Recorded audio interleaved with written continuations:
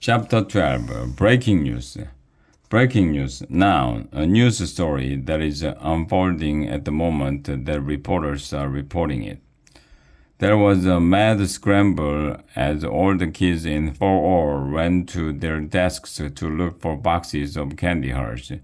Jessie's desk was very neat, so it took her no time to find hers.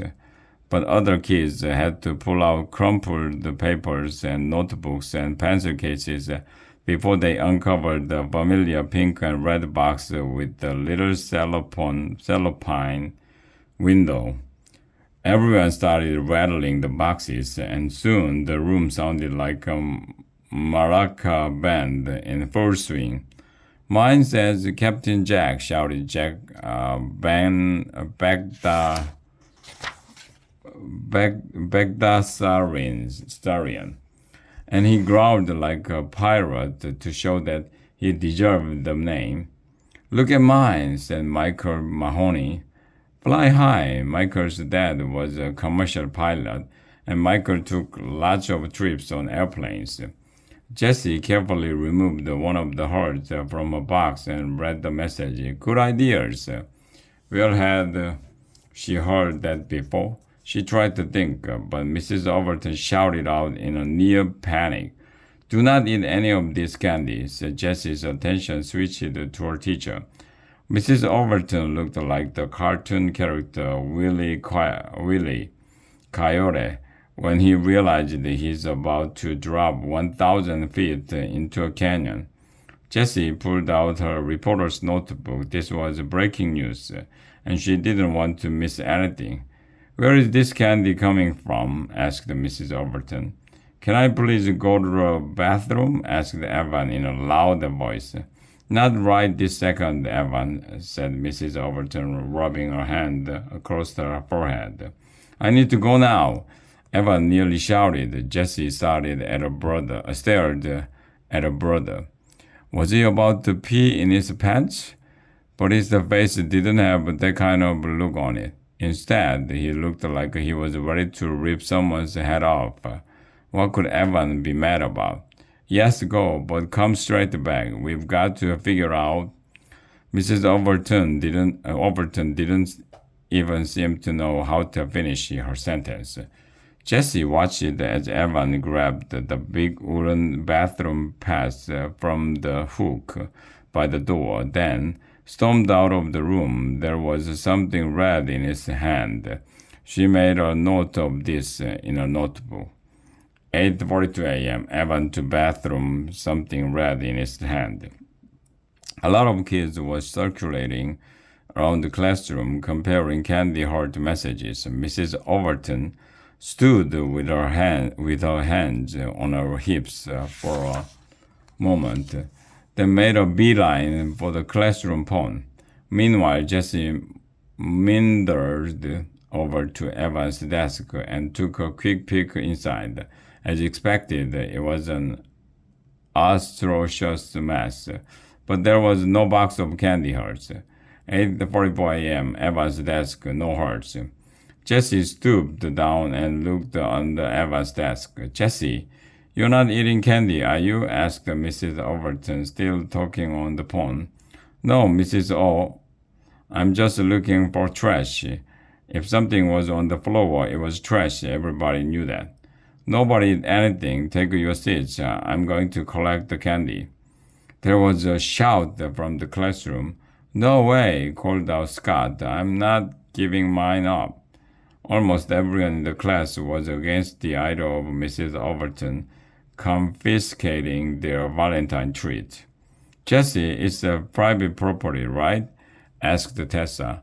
Can a teacher take something that belongs to us? I mean, legally? At the beginning of the school year, Jessie had organized the entire class into a courtroom to put Scott Spencer on trial for the theft of $208. Whenever there was a question about the law, the kids in 4O turned to Jessie. Jessie shrugged. We're kids. She learned the hard way that the legal system couldn't be counted on to fix the injustices of the world. We are not even allowed to own property. Is that true? Mrs. Overton asked Paul. That stinks, said Jack. You can take stuff from us, said Ray. That's not fair. Look, said Mrs. Overton. I just don't want anyone getting sick. We don't know where this candy is coming from. Nobody's gotten sick yet, and we've been eating these hearts all week, said David. I'm pretty sure if they were poisoned, someone would have died by now. The class agreed when Mrs. Overton finally got everyone to quiet down. Megan raised her hand. Maybe you could let us take them home and let our parents decide. Evan walked back in the room at the moment, but no one noticed except Jessie. She watched him hang the bathroom pass on its hook, then returned to his seat. He still had that angry look on his face, but it wasn't quite as bad as when he'd left the room. And his hands were empty. Jessie wrote this fact in a notebook. 8:49 a.m., Evan back from bathroom, hands empty. Listen up, said Mrs. Overton, taking charge again.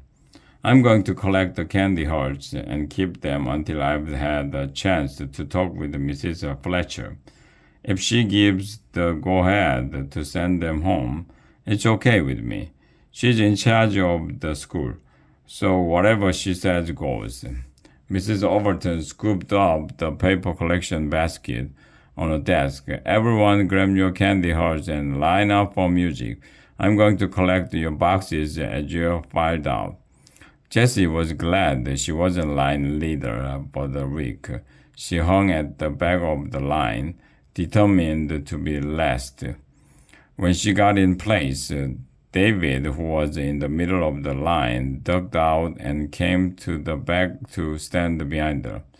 Why did you do that? Asked Jessie, annoyed. The line began to move forward. Do what? Asked David. Leave the line and go to the end. Go to the end. I didn't cut. I didn't say you did. I asked why you left the line. Jessie noticed that Evan was saying something to Mrs. Overton, and that Mrs. Overton did not look happy. David shrugged. I wasn't really in line. Yes, you were, said Jessie, shaking her head and thinking about David Kokorian was sometimes the most annoying kid in class. I'm allowed to stand where I want. It's a free country. David folded his arms across his chest and stared straight over Jessie's head. He was about a foot taller than her, so he could do that without even trying. When they reached the door, Jessie dropped her box of candy hearts into the basket. She didn't mind giving it up. Candy hearts had never been her favorite. She didn't like the way they scraped against her teeth. Jessie waited until they were halfway down the hall before she said to Mrs. Overton, I need to go back to the classroom for a second.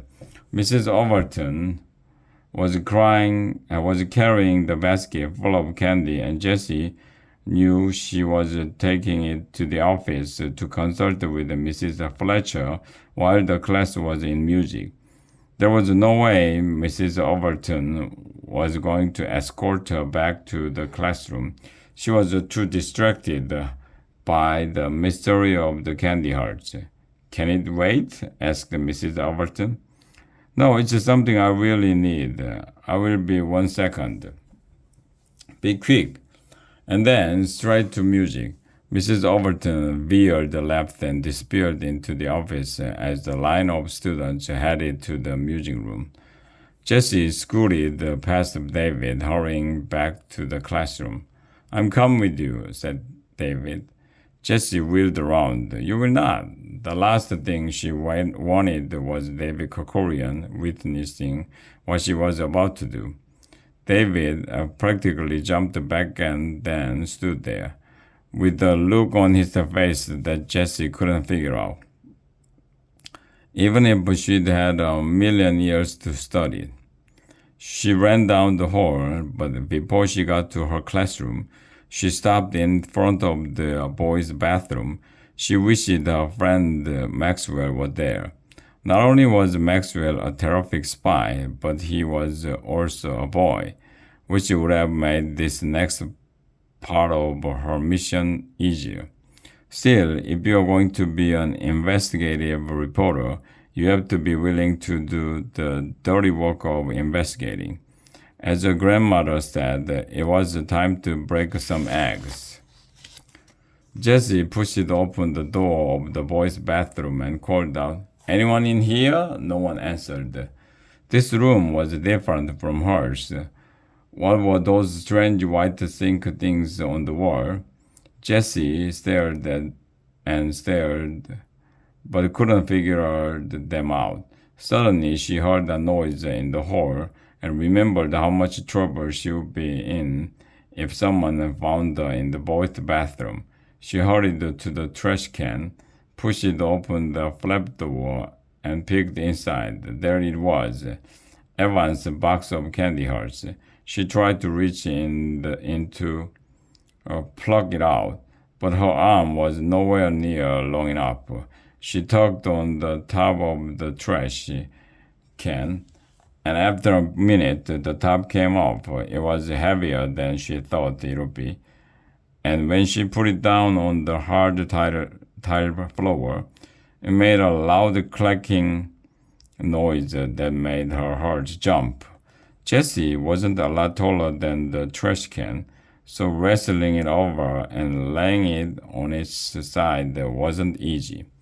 But she finally managed it, and this time she was careful not to let the metal trash can clang to the floor. She got down on her knees and peered inside, but the trash had resettled, and now the candy box was nowhere in sight. Without warning, the door to the bathroom swung open and two small boys walked in. They were so little that Jessie figured they must be AM kindergartners. They had their arms around each other's shoulders and they were singing a song. But they stopped as soon as they saw Jessie. "You're not supposed to be in here," said one of the boys. "Neither are you," said Jessie. It was a dumb thing to say, but it was all she could think of on the spot. "Why not?" asked the other boy. The first boy's hand crept up to his face and he started to suck his thumb. "Because you have to go now."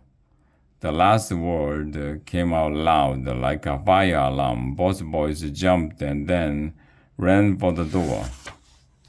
Jessie knew she had about 30 seconds before a custodian or teacher came running into the bathroom to investigate. She began to pluck out wet and crumpled paper towels. Touching all those dirty used boy paper towels made her stomach heave, but she did it anyway. There he was. She grabbed the cardboard box and ran out of the bathroom, looking behind her to see whether someone was coming after her, but nobody seemed to notice her at all. When she got to her own cubby, she stopped and pretended to straighten her jacket as she examined the box she'd plucked from the trash can. The cardboard was smashed as if it had been stomped on by a herd of elephants, and the candy hearts inside were nothing more than crushed powder, but she found one piece of a heart that still had a few letters on it.